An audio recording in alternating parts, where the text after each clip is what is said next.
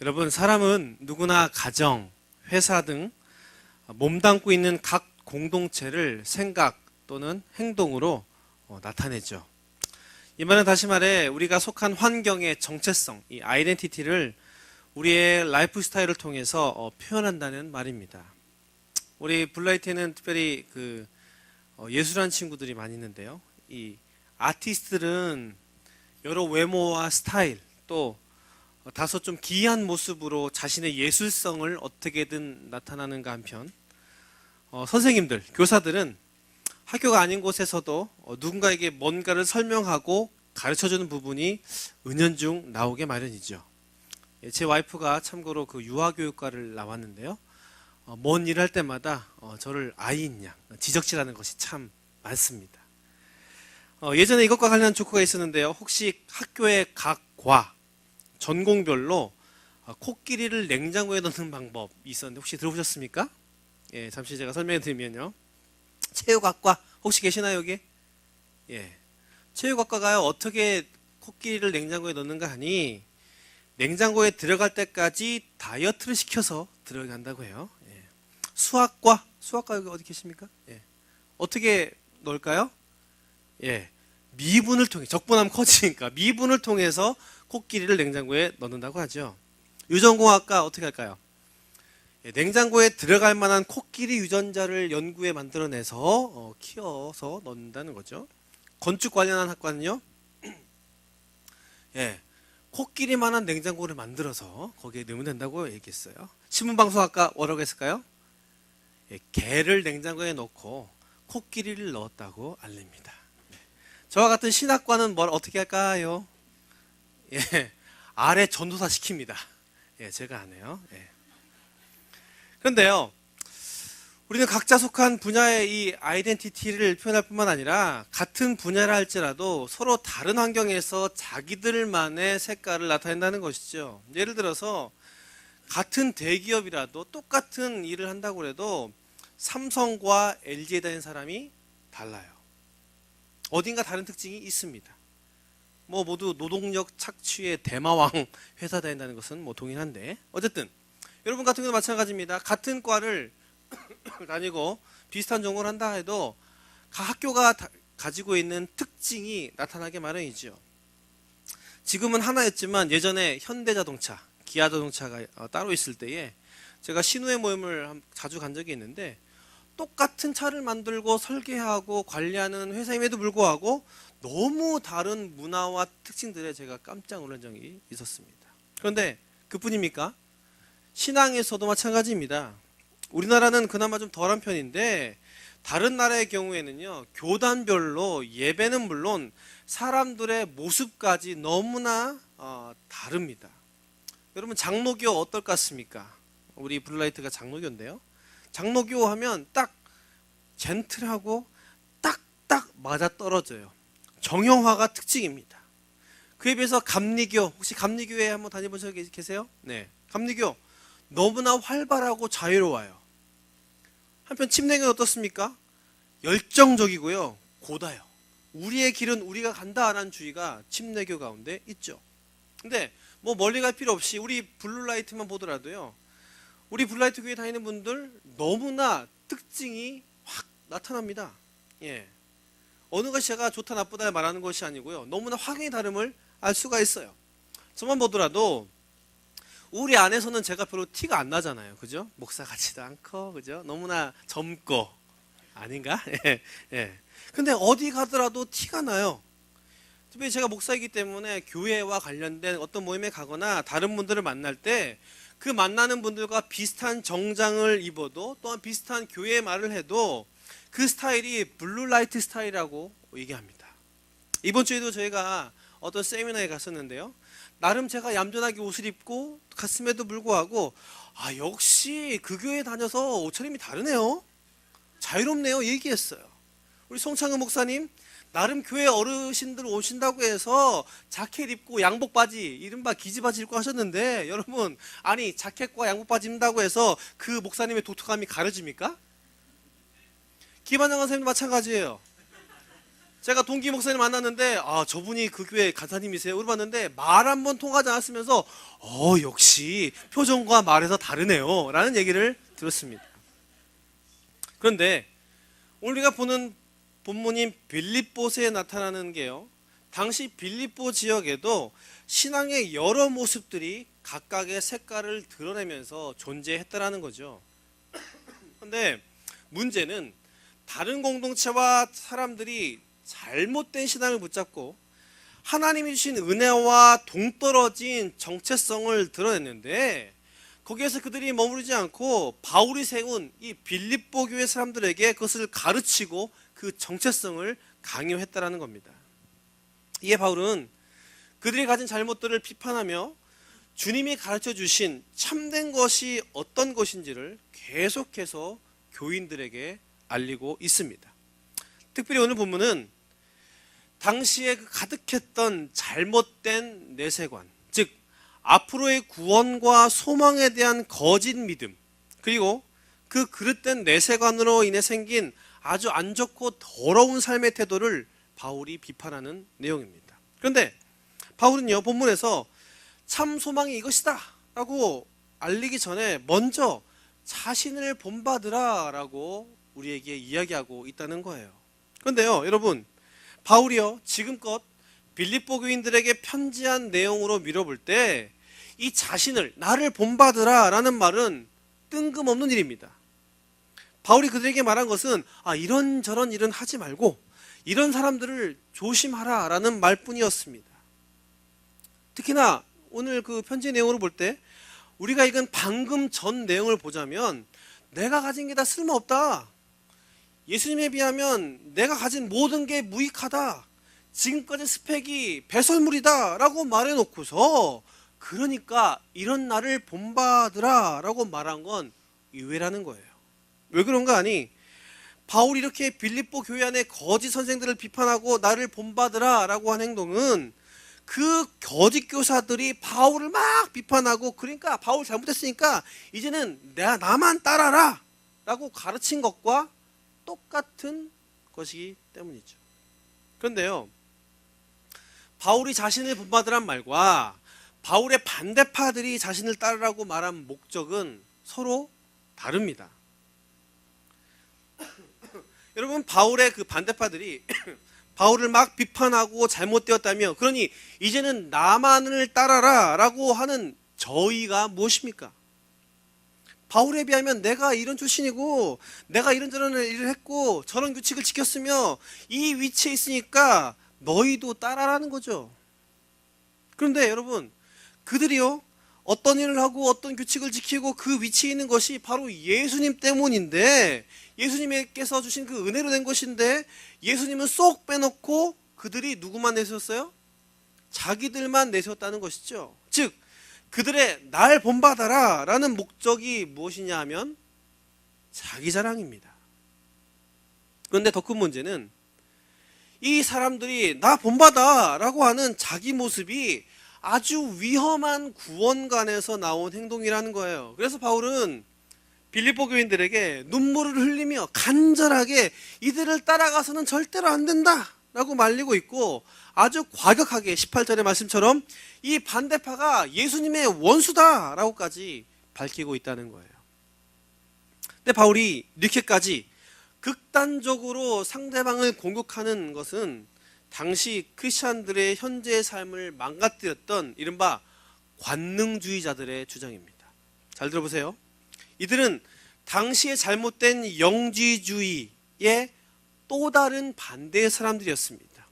영지주의가 뭐냐면 영이 너무나 중요하기 때문에 육은 어떻게 되든지 상관없다, 신비한 지식만이 중요하기 때문에 이 땅의 일은 하찮다는 이런 주의거든요. 그런데 이 관능주의는요, 더 나아가서 영은 중요하지만 육은 중요하지 않기 때문에 도리어 지금 몸으로 뭘 해도 상관이 없다라는 주의입니다. 여러분 보세요. 예수님을 믿음으로 구원받았으니까, 이제 천국 가게 되었으니까 뭘 해도 괜찮다는 겁니다. 아니 구원받았다며, 천국 확정됐다며, 그러니 무슨 문제냐 이거죠. 짧고 짧은 이 세상 놀자. 노세 젊어서 노세. 한창 늙어서도 놀겠지만 한창일 때 더 놀자. 지금 즐기자. 힘을 다해 놀자. 때를 따라 즐기자. 아싸가 우리. 그런데요, 예수님이 우리를 구원해 주시면요, 죽어서는 영원한 생명을 즐기기 위해서이고요, 이 땅에서는 살아있는 모든 것들을 즐기기 위해서라는 거죠. 할렐루야. 라멘이죠. 아닙니다. 사실 언뜻 들으면 맞는 말 같기도 하고 묘하게 설득력 있는 것 같아요. 안 그렇습니까? 그런데 이들의 주장은 완전히 잘못되었다는 것이에요. 왜 그런가 하니 바울이 19절에서 밝혔듯이 저희의 신은 배요, 그 영광은 그들의 부끄러움에 있다라고 밝혔기 때문입니다. 여기서 저희의 신은 배라는 것은 자기의 몸을 하나님의 성전으로서가 아니라 자신들이 하고 싶은 걸 마음대로 하며 그 욕심을, 쾌락을 간절히 쫓고 숭배하는 것까지 되는 자들이라는 뜻입니다. 그리고 그 영광이 그들의 부끄러움에 있다라는 말은 마땅히 부끄러워해야 할 일에 대해서 오히려 자랑스럽게 생각한다는 말입니다. 원래 예수님을 믿게 되면 가치관이, 또 도덕이, 또 삶이 고귀해져야 되는데 도리어 모든 게 뒤집어졌다는 것이죠. 완전히 거꾸로 됐다는 것입니다. 전 지금 여러분에게 예수를 믿기 때문에 우리가 항상 할렐루야를 외치고 어디에 있든 누굴 만나든 순교자의 얼굴과 행동으로 살아야 한다고 얘기하는 것 절대로 아닙니다. 신앙이 좋은 만큼 여러분 놀기도 잘해야 돼요. 근데 여기서 논다는 것은 요즘 말로 오늘 분위기도 그런데 오늘 한번 갈 때까지 가볼까? 놀아볼까?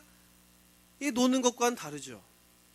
이 노는 범위는 몇몇 유흥에만 해당되는 것이 아니라 여러분의 주된 일, 공부와 직장에서의 이외의 시간에 하는 모든 것, 취미가 됐든 여가가 됐든 그냥 멍 때리고 앉아있든지 간에 그 시간, 행동, 모든 것을 포함하고 있다는 거예요. 그런데 이 노는데, 이 놀아도 선과 격조가 있어야 한다는 말이죠. 이것은 우리가 우리 자신을 잃는 수준까지, 특별히 나 자신은 물론이거니와 크리스천으로서의 정체성을 잃으면서까지 하는 건 아니라는 말입니다. 그렇게 노는 건 노는 게 아니라 가는 것이고요, 넘는 거예요. 어딜 가요? 돌아오기 힘든 딴 길로 가는 것이고요, 그 울타리를 아예 넘어가는 것입니다. 노는데 반드시 우리가 체크돼야 할 것은 즐김과 어울림에서의 절제입니다. 그렇다고 제가 이렇게 말한다고 해서 어느 정도 제지어도 괜찮나 보네? 이 정도는 이수위는 괜찮아요. 아닙니다. 여러분, 무언가를 할 때 하나님이 주신 양심으로 비추어서 꺼리낌이 있는 일은 하지 말아야 해요. 지금 내가 이렇게 하는 게 안 좋은 건가? 라고 생각이 된다면 그 생각되는 일 자체가 대부분 하면 안 돼요. 그런데 바울이요, 비판한 이 마음대로 사는 것은 노는 것뿐만 아니라 우리의 사는 모든 부분에까지라는 것이죠. 내 성적, 내 취업, 실적, 승진, 명성, 재정, 내 편함을 위해서 하는 거짓과 조작과 속임과 술수, 회유, 협박 등 부끄러운 모든 일들을 포함하고 있어요. 이 정도는 괜찮겠지. 남들도 하는데 별것도 아니면서 나만 하는 것도 아니고, 아니 잘 돼야, 학점 잘 받아야, 성공해야 내가 교회에서도 믿음으로도 칭찬받잖아. 더 달릴 수 있잖아. 그런데 다른 사람들 다 하기 때문에, 그렇게 해도 또 아무렇지도 않기 때문에 남들과 같이 은근슬쩍 똑같이 넘어가고요, 어정쩡하게 물타는 것은 우리의 방법이 아니라는 겁니다. 엄밀히 따질 때 이런 사람들은 믿지 않는 사람들보다 더 나쁜 사람이에요. 왜? 그 사람들은 몰라서 그런다고 쳐. 근데 우리는 분명히 또 확실히 알매도 그렇게 하니까요. 유일한 생명과 다른 가치가 있는 만큼 일반 세상 사람들과 달라야 하는데 똑같아요. 아니 더해요. 돈과 성적과 출세를 위해선 신앙이고 예수님이고 뭐고 다 팔아. 사랑을 위해서라면 모든 걸 다 쳐버려요. 물론 여러분의 성공과 비전을 이루기 위해서는 무엇이든지 해서 노력해야 됩니다. 하기 위해서. 어떻게든 그걸 이루기 위해선 애써야 합니다. 그러나 그것을 위해서 잘못된 방법과 잘못된 과정을 한다는 건 정당화될 수가 없어요. 물론 그렇게 못할 수 있습니다. 실수할 수 있습니다. 그러나 중요한 건 실수로 끝나는 게 아니라 실수한 것에 대해서 다시 생각해보고 그 실수를 줄이도록 노력한다는 것이죠. 그 모범을 따라서 조금이라도 가까워질 수 있도록 우리가 에너지를 써야 한다는 거예요. 그게 바로 예수님을 믿는 사람들의 모습이어야 하고, 그것이 바로 거룩해지는 성화로의 과정입니다. 이 성화는 우리의 믿음이 커져가는 것뿐만 아니라 우리 일상생활에서도 나타나야 하는 크리스찬의 의무입니다. 그렇다고 실수했다고 자책해서도 안 되고요, 인정해서도 안 됩니다. 위로해서도 안 되고요. 정확히 왜 그렇게 했는지를 따져보고 그럴 수밖에 없는 환경에서 내가 믿음을 따라 다음에는 그렇게 하게 해달라고 하나님께 구하며 나아가야 합니다. 근데 문제는 이것이 그냥 한번 생각해 볼 문제가 아니라 아주 심각한 부분이라는 것이죠. 만약 그 가운데 나오지 못하면, 그대로 있다면 그 결과는 너무나 참혹해집니다. 마치 꿀벌이 이미 꿀이 가득한 꿀단지를 발견함에 죽어가는 것처럼요. 여러분, 꿀벌이 어떻게 꿀을 모으죠?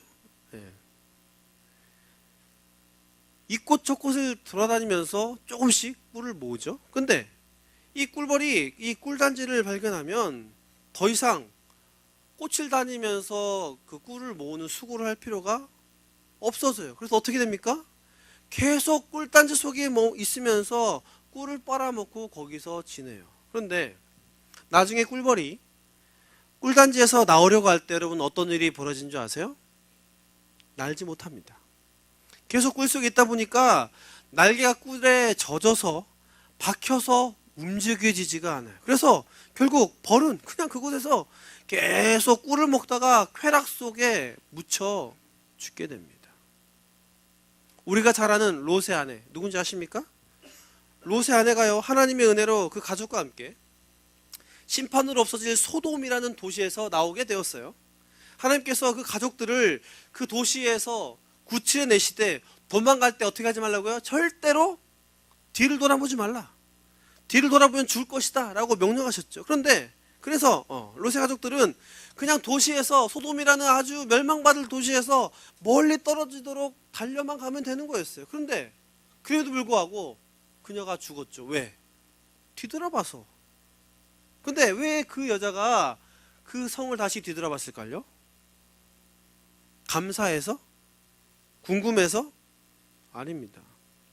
비록 타락의 끝을 보였다고는 하나 찬란한 도시 문명을 자랑했던 저렇게 아름다운 도시가 왜 망하는지에 대한 미련 때문이었다는 것입니다. 소돔은 떠났어도 그녀의 마음엔 여전히 소돔이 있었습니다.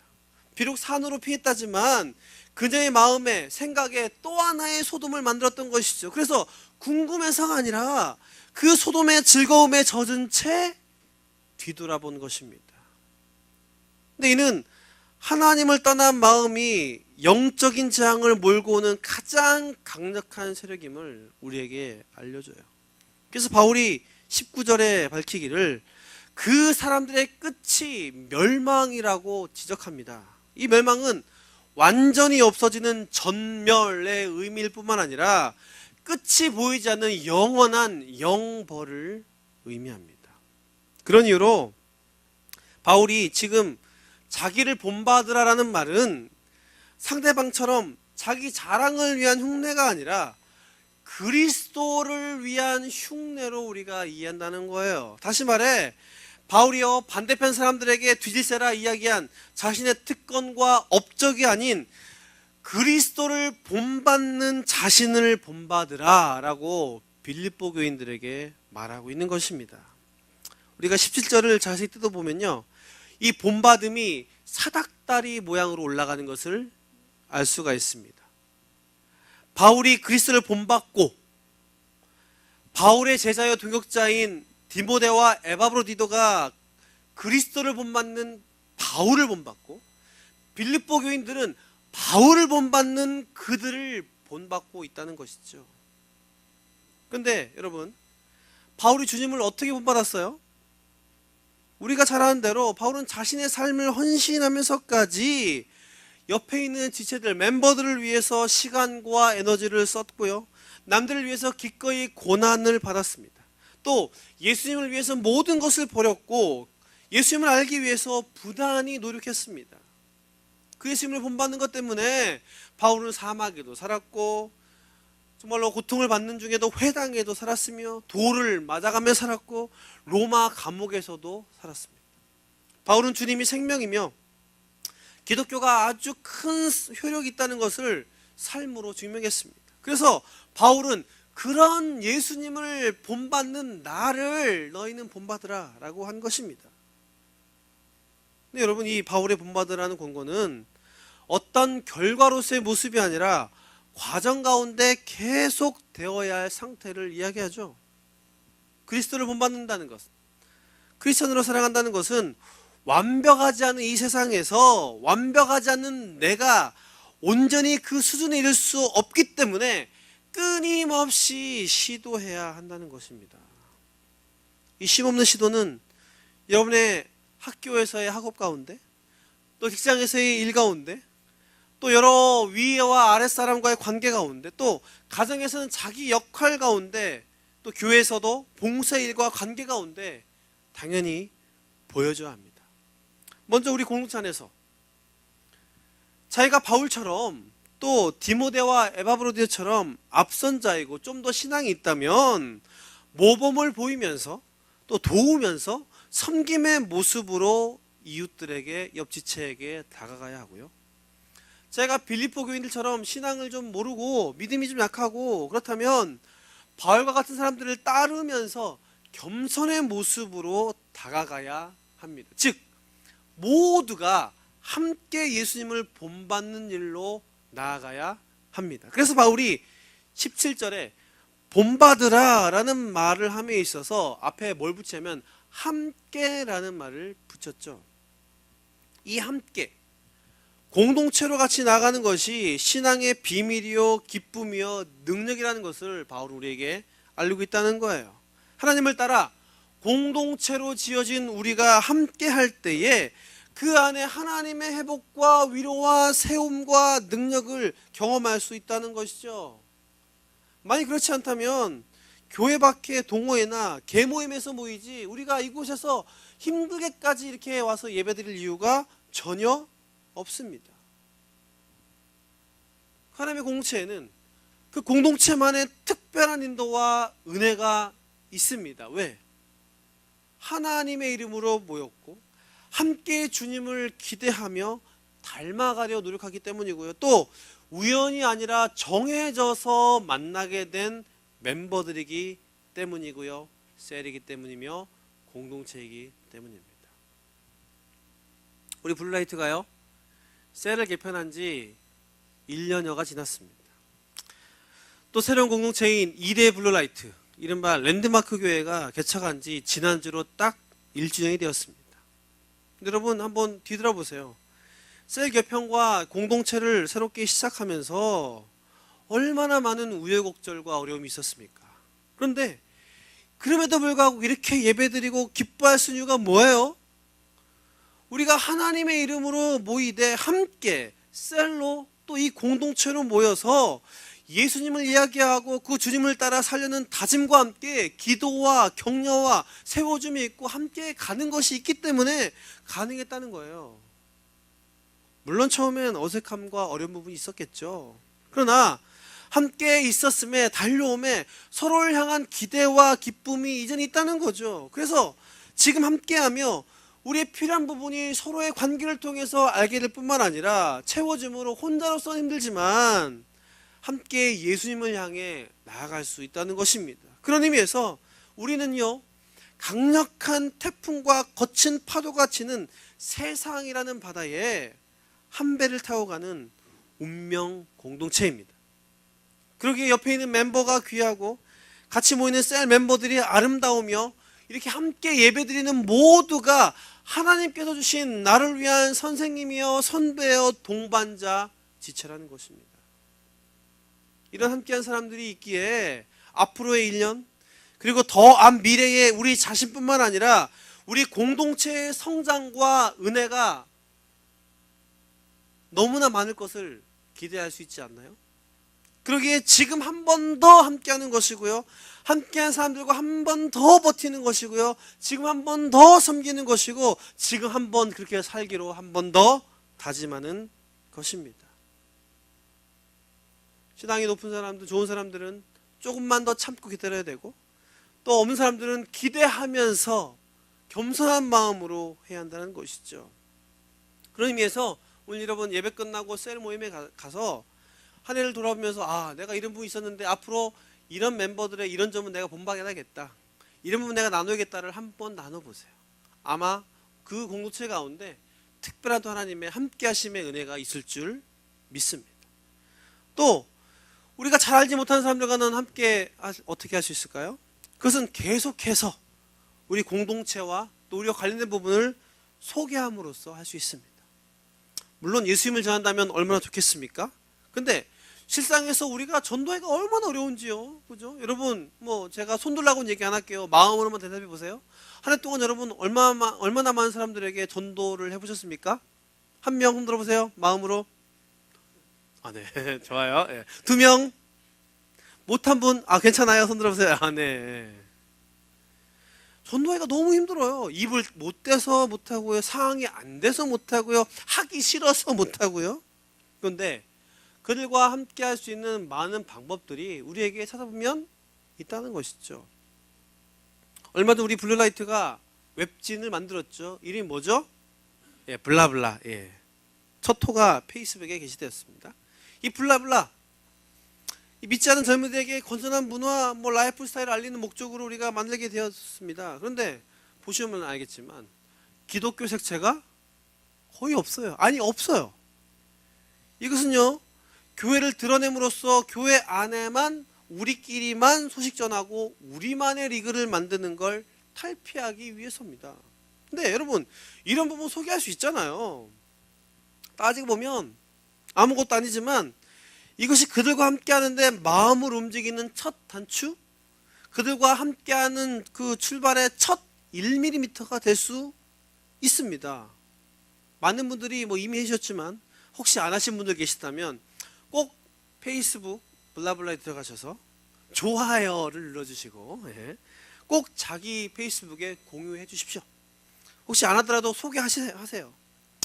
첫 창간이라서 기사 수도 많지 않고 내용도 좀 부실하긴 합니다만, 하지만 이 시작을 통해서 그리스도를 본받는 일로 이 블라블라에서 함께할 많은 사람들이 생길 거라 믿고요, 그로 말미암아 글의 수준도 내용도 업그레이드 될 줄 믿습니다. 그리고 더 중요한 것, 교회 밖에 다른 사람들을 본받게 하기 위한 일이 우리 안에 더 풍성히 있게 될 줄 확신합니다. 또 이번 주에 또 뭐가 있습니까? 우리 블라이트의 최고의 잔치 주빌라때 2014. 이 주빌라때 2014 우리만의 송구영신 예배지만 우리가 연말 연시를 함께 기뻐하고 축제하며 또 맞이하고자 이렇게 준비한 거 아니겠습니까? 물론 블루라이트라는 이름으로 모이고요, 또 예배가 있지만 다른 사람들에게 열려있는 이런 이벤트입니다.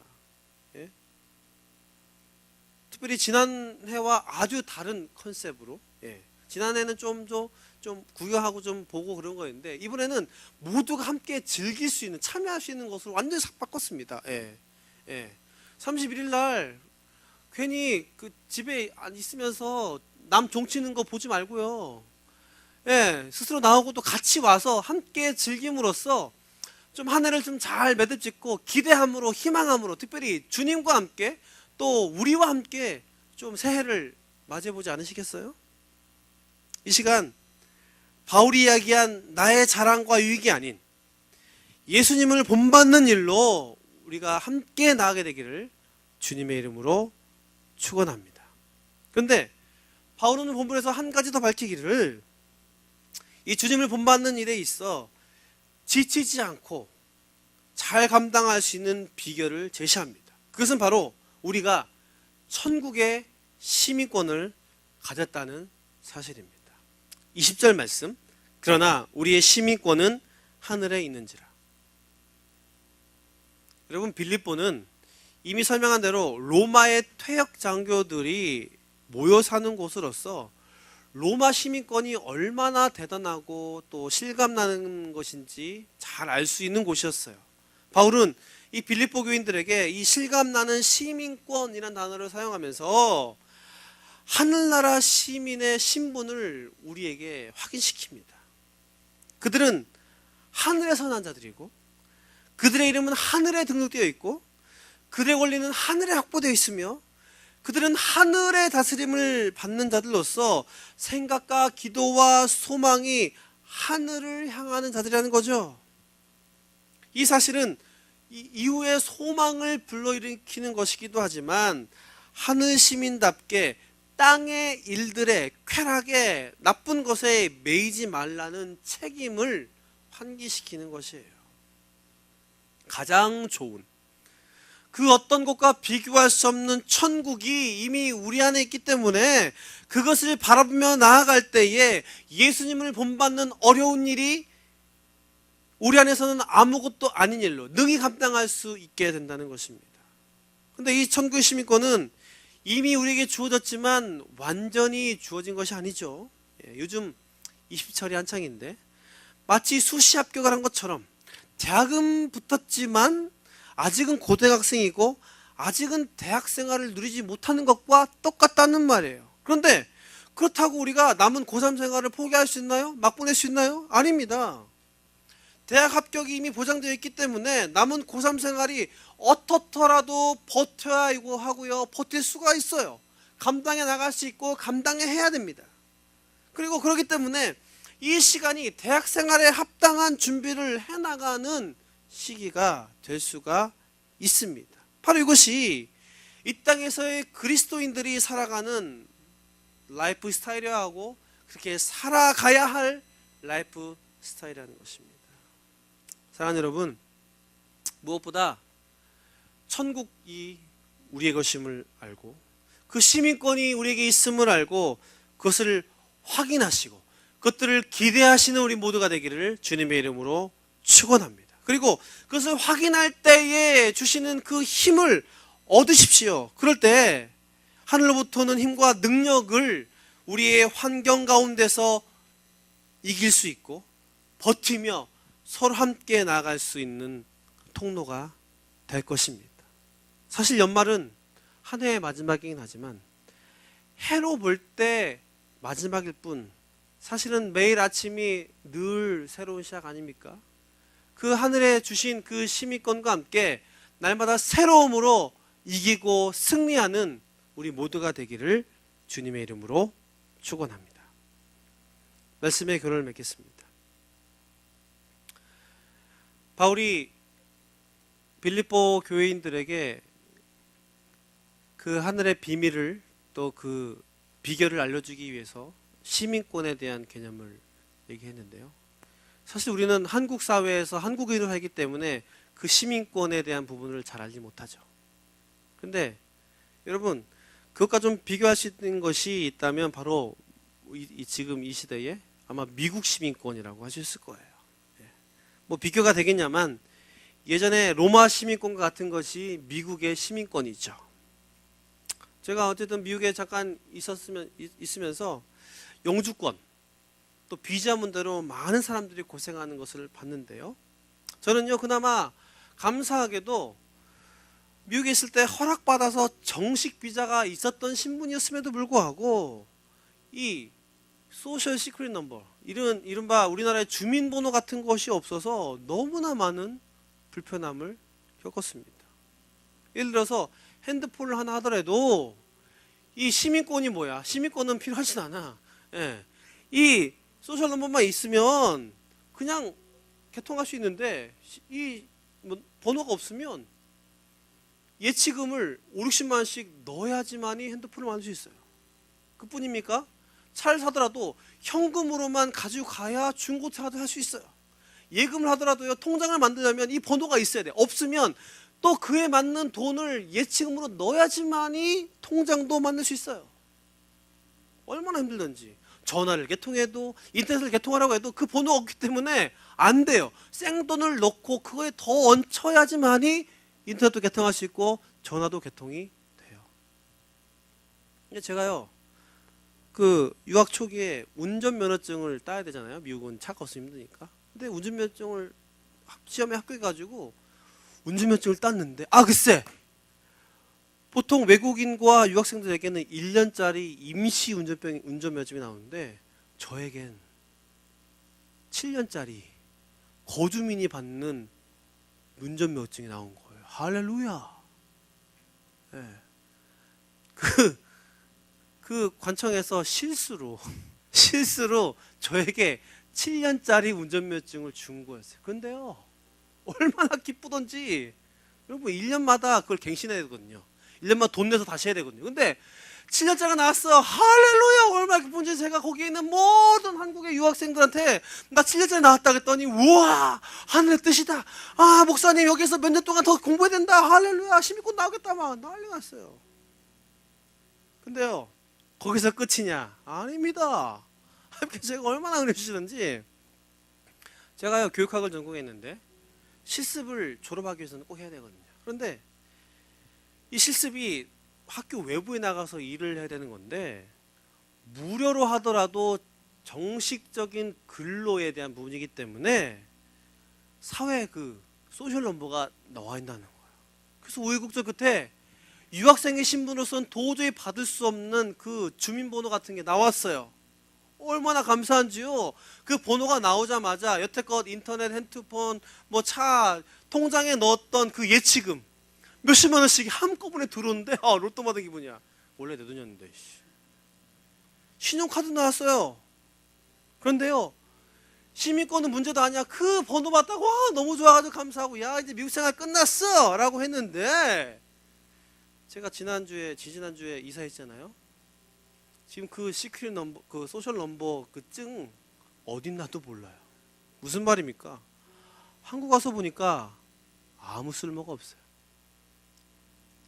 남들이 그렇게 받기를 바라고 그렇게 부러워하던 그 번호였는데 이곳에서는 아무런 쓸모가 없어요.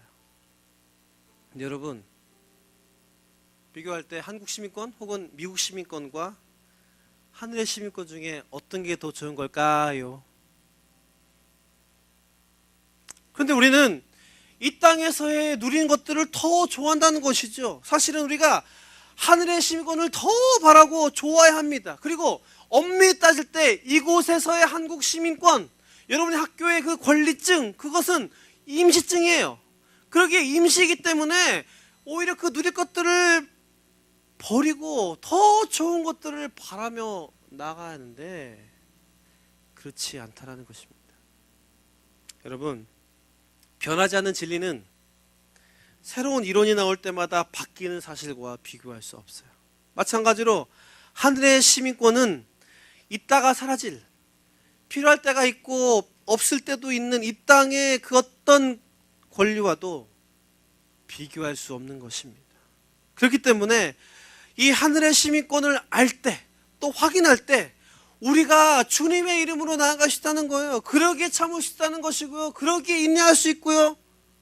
절제할 수 있다는 것입니다. 여러분, 우리가 못해서가 아니라 안 하는 거예요. 마치 예수님께서 이 땅에 우리를 구원하러 오셨을 때에 그분이 하나님의 아들로서 모든 것을 할 수 있었음에도 불구하고 참고 견디고 죽음까지 경험하신 것처럼 우리는 더 좋은 시민권을 위해 하지 않는 것입니다. 거기에 함께할 우리가 있기 때문에 우리가 가능한 것이죠. 이 시간 하늘의 좋은 것들을 누림이 이 시민권에 있음을 기억하시기를 주님의 이름으로 축원합니다. 그리고 그로 말미암는 힘과 은혜로 나아가게 되기를 주님의 이름으로 축원합니다. 그리고 함께 나아가시기를 주님의 이름으로 축원합니다. 이 소망으로 함께 나아갈 때에 하나님께서 약속하신 것들을 경험할 뿐만 아니라 그로 말미암아 우리들을 기뻐하게 하실 줄 믿습니다. 그 은혜가 연말을 맞이하는 이번 주 가운데 또 연초를 맞이하는 이번 주 가운데 넘쳐나기를 주님의 이름으로 축원합니다.